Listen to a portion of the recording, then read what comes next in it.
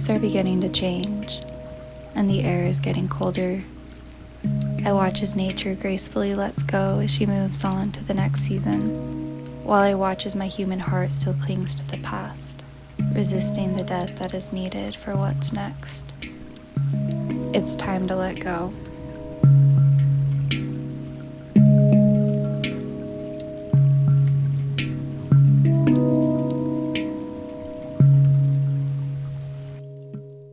Put so many flower petals in this tea that it just keeps getting stuck to my lips and my tongue every time I drink it. It is officially autumn, and it really feels like it here in the mountains.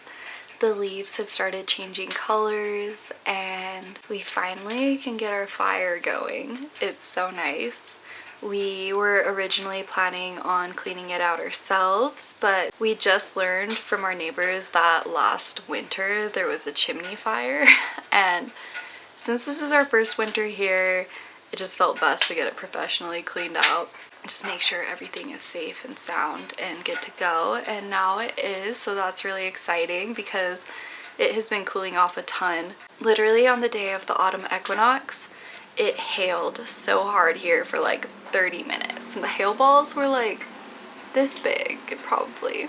Ever since, it's been raining a lot, but then it'll get really warm in between.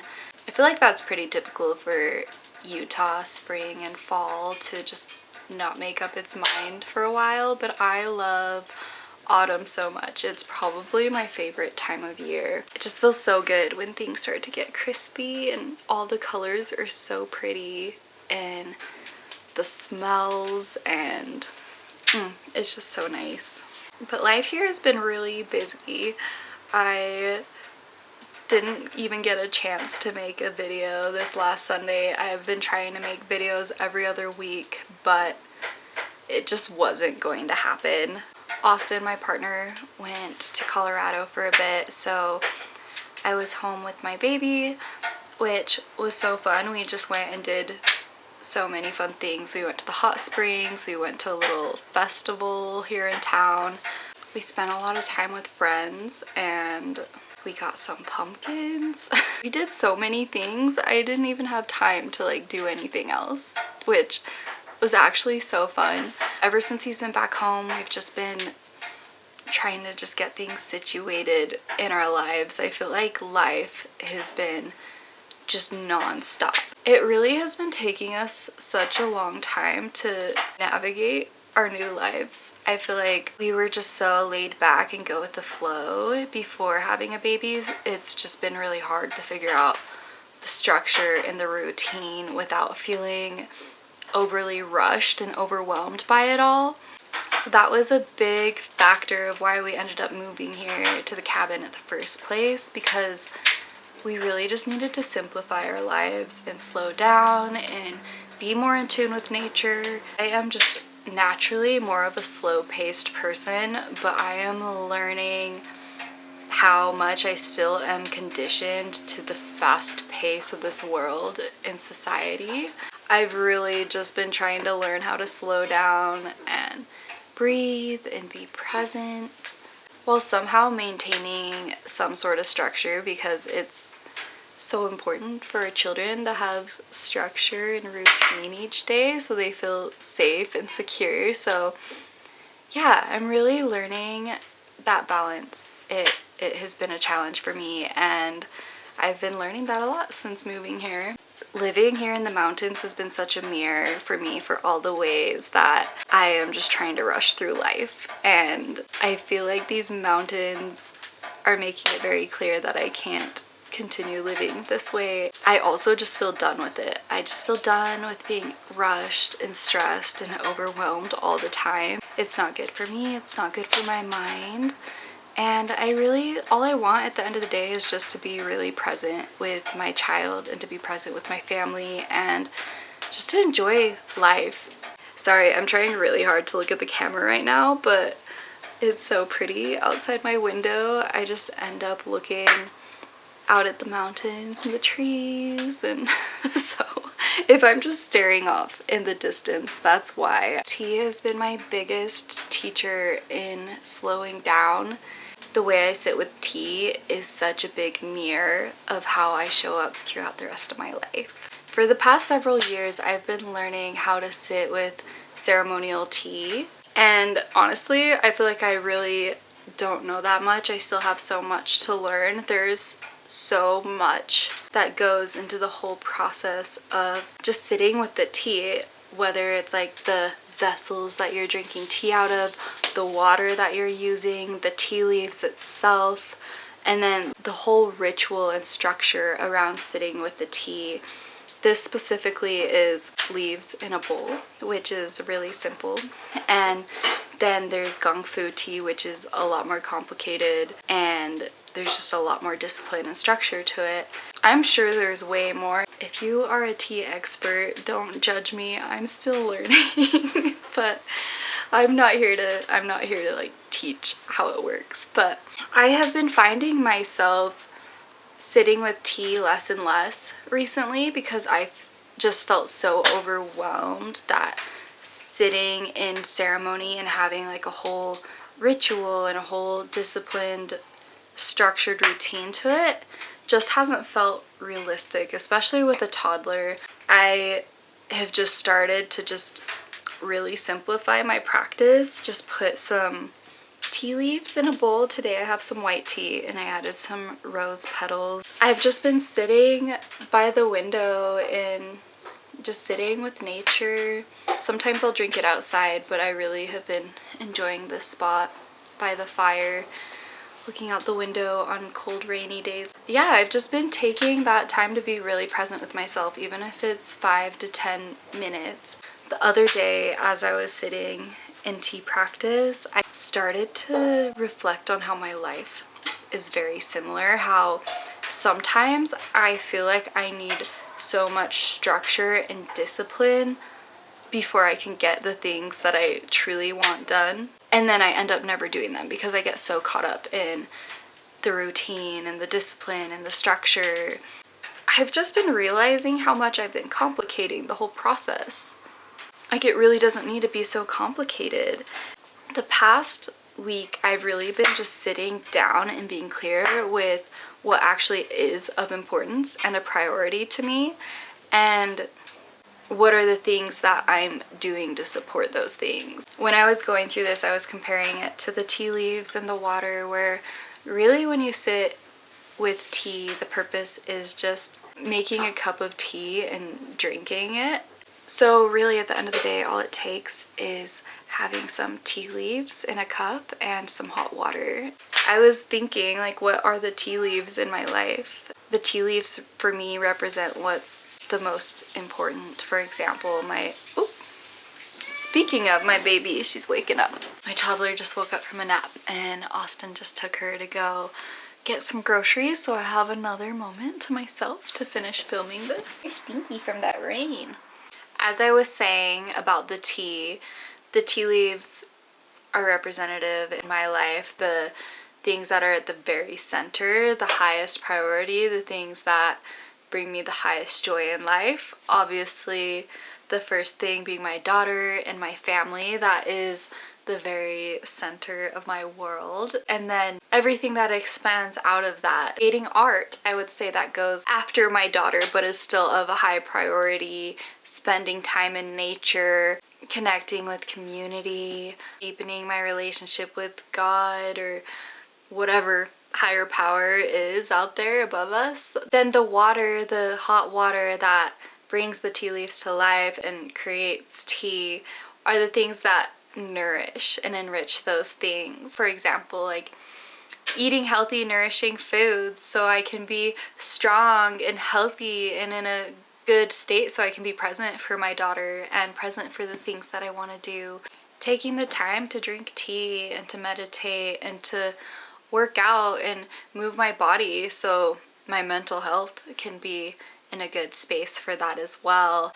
Creating the routine and the ritual around things so I can be able to be more present with the tea leaves. I hope I explained that well. I have just really been trying to find the balance of focusing on my own personal tea leaves and focusing on the water in ways where it's not taking over to the point where I can't sit down and drink the tea.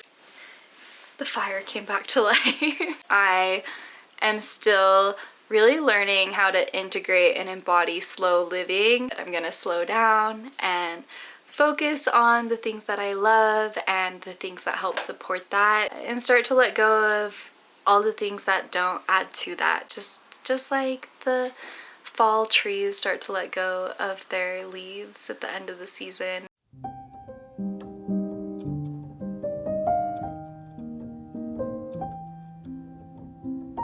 There's a really beautiful elderberry tree in my yard, and over the summer I picked and saved the elderberries in my freezer in hopes to make some elderberry syrup for the winter.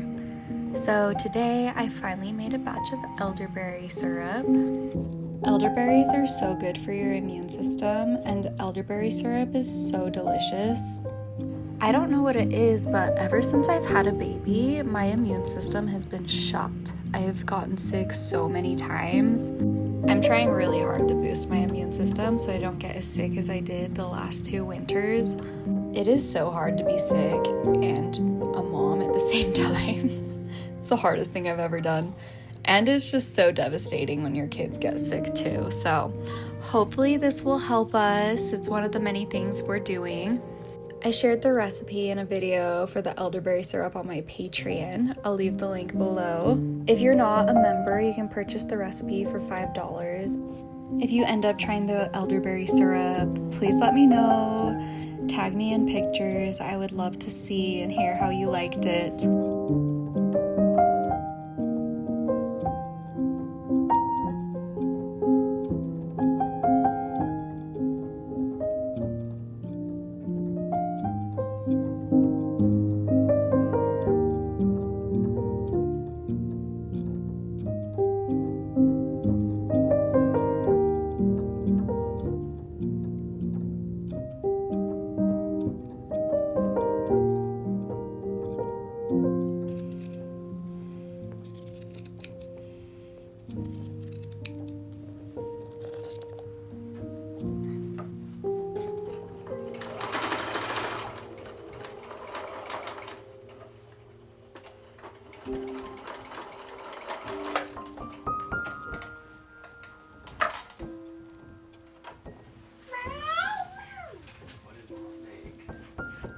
I think it's done.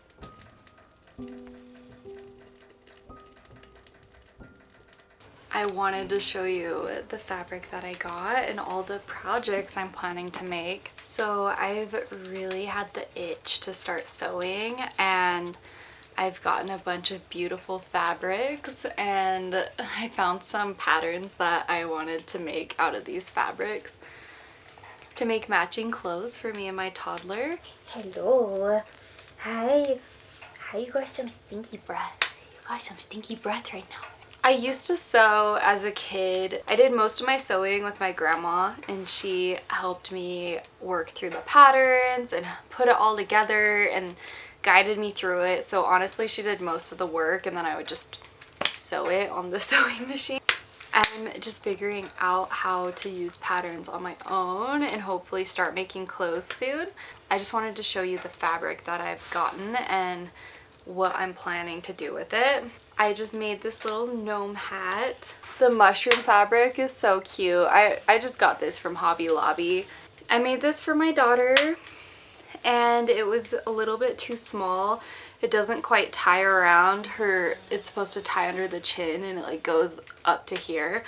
So I'm gonna give this to my niece because she's a little bit smaller than my daughter. Oh my goodness, this fire is toasty. Let me scoot forward a little bit. So I've cut out a matching little hat for my daughter in a bigger size that I'm gonna sew together soon. So far, that's the only thing I have sewn since moving here. I just ordered a few fabrics off of Etsy. I found they have a lot of beautiful natural fabrics. I just typed in natural fiber fabrics, and these are what came up. I have this really beautiful gingham linen in a chocolatey brown. If I remember correctly, I think it's linen and cotton. Straight linen is so expensive, I realized. So I'm planning on making matching dresses for me and my daughter out of it. I thought it'd be really cute to layer with like a collared blouse underneath. It would be like the perfect fall color, maybe some tights. I also thought like anytime I have leftover fabric, I could make my daughter a cute gnome hat to match the dress, or maybe even a bow. She really likes bows right now. And I have this cotton fabric. It's like a soft flannelly cotton, and I think it's really cute. I think it would match the vibe of the cabin up here. I was thinking it would be cute to make a longer dress out of this for us both, and then I ordered this off of Amazon. I just ordered a linen cotton sheet. It's just in the natural linen color. So I was thinking maybe like a pinafore style dress. I thought it'd be really cute to have this as the dress and then the linen as the apron. Maybe it would be cute reversed too. I just thought like having a neutral apron to match a lot of things would be cute, and I don't know. So I have some extras of this mushroom fabric. I cut everything out to make the bigger hat, so I had some left over. I was thinking I had enough of this left to make a practice dress. So after I cut out the pattern and laid this out, I really don't have enough of this fabric, but it is a tiered dress. So I thought in the middle tier, it would actually be cute to switch that up. I went to the local craft store and bought like a pile of half-yard fabrics in autumn colors. I have some oranges, I have some blues, I have some pinks. I got this one the same time I got the mushroom fabric. It's like a pretty floral. I thought the oranges would tie into the mushroom caps because they're like an orangey red, and pinks and blues, I don't know. But my vision is quilting together a bunch of 2x2 squares and making like a quilted fabric, and that would be the middle tier. I'm making it really complicated for the practice dress, but I thought it would just be a really cute outfit for this little gnome hat. And then because I made a tiny gnome hat for my niece, I thought I would make her the same dress in reverse. I don't know, I thought it would be really cute, but we'll see. I have so many projects planned, but not a lot of extra time on my hands. I've just been taking one step at a time. So right now I'm working on getting the patterns taped together and cut out, and cutting out the fabric pieces. I'll of course need to quilt together all of that middle piece, and that will probably take me a week or two realistically. So I'm just trying not to rush through the process of it all, even though I would just love to pump out dresses, but I don't have all the time in the world. So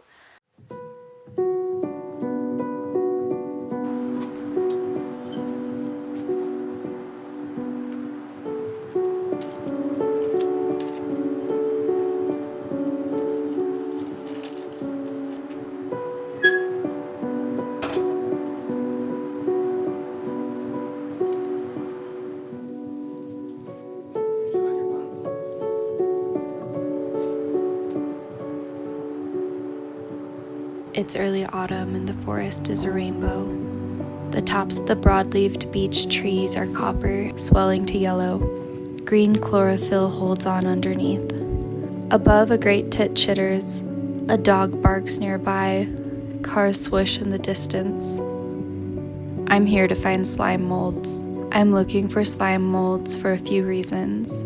First, they are beautiful and peculiar. Second, though abundant, most of their form requires unearthing, and I'm interested in hidden things. Third, I don't know very much about them. No one does. But I know that they undergo radical, irreversible metamorphosis, and I think that is what has been happening to me.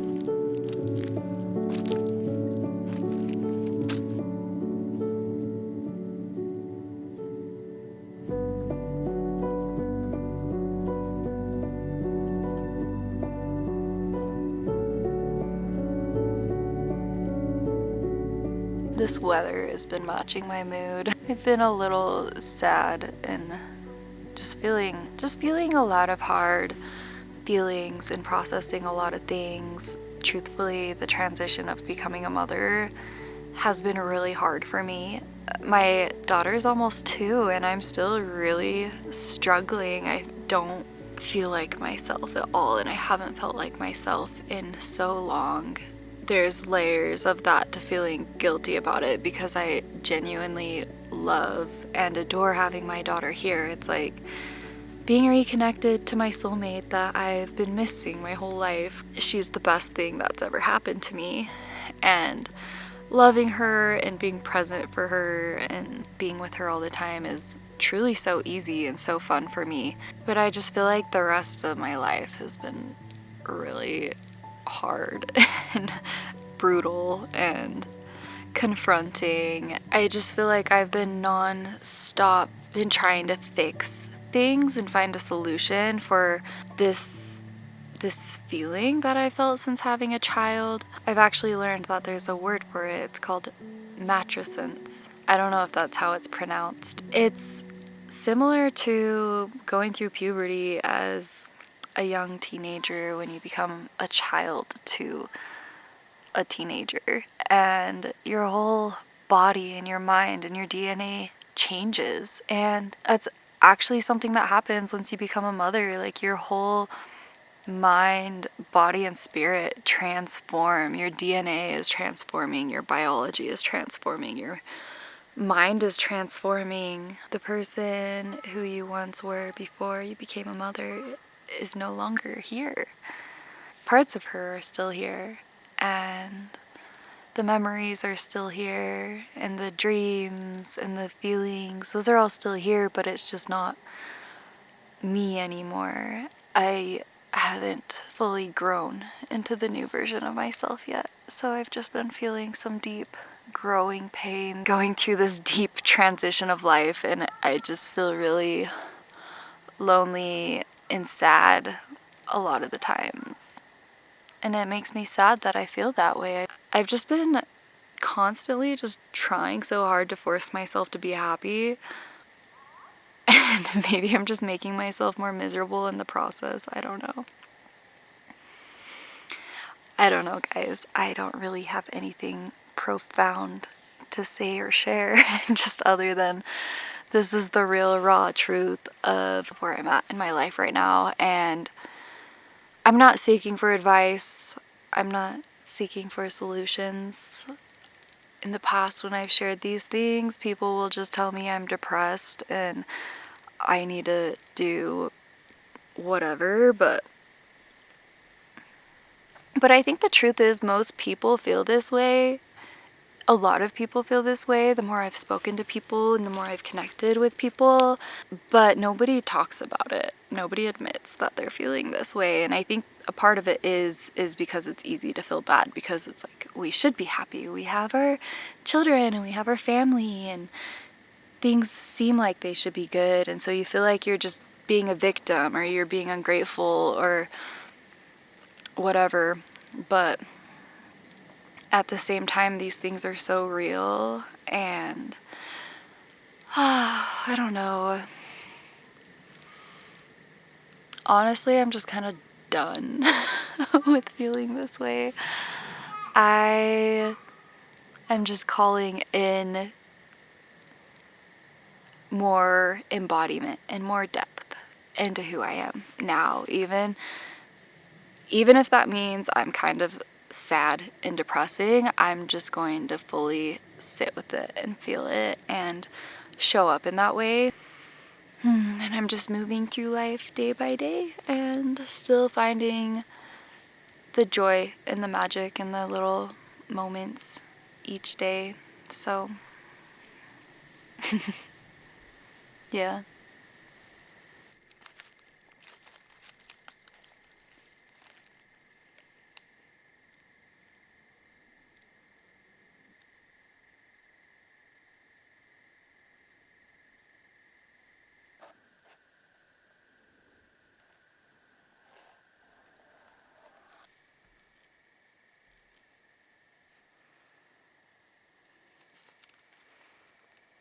If you're ever feeling sad or down about your life, I highly recommend going into nature and hugging a tree, just melting into the tree, fully feeling it with every part of your being, and breathe with it.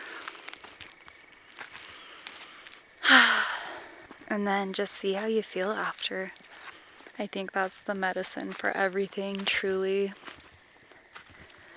And if you think I'm crazy and you need science to prove that nature is healing to us, there are so many studies and scientists and cool things you can find on the internet that prove how regulating nature is for our nervous system. So highly, highly recommend.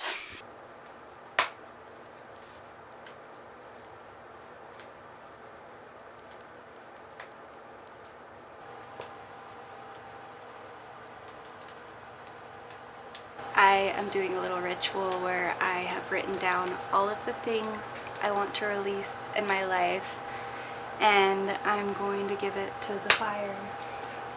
I release the belief that there is something about myself and my life that needs to be fixed. I release the belief that certain things must be done and that things must be a certain way before I can experience joy or do the things that I desire. I release the belief that my needs are too much. I release neglecting myself. I release feeling shame or guilt when I do things for myself. I release feeling fat and ugly. I release being a victim to postpartum. I release rushing through life. I release the belief that I will never be enough as a mother.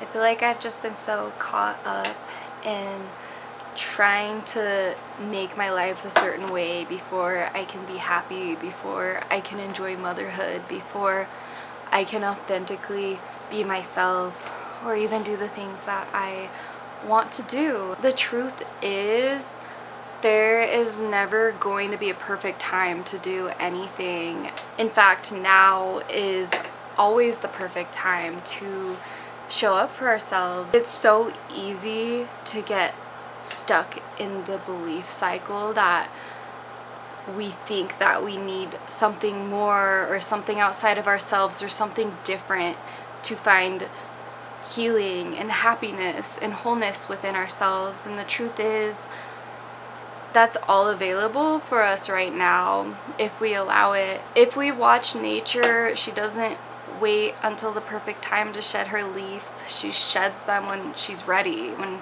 she's done with the seasons. And we can cling onto summer and want it to be summer forever, but the seasons are going to change regardless. And I'm just learning to be more like nature and follow in her footsteps and move through the seasons of my life without clinging on to the things that I don't need anymore, that aren't even possible to cling on to anymore. It's just holding me back from happiness. So thank you so much for being here and watching my little vlog. I know it's probably a little bit depressing. I hope you have a beautiful autumn. I will see you soon. Mwah.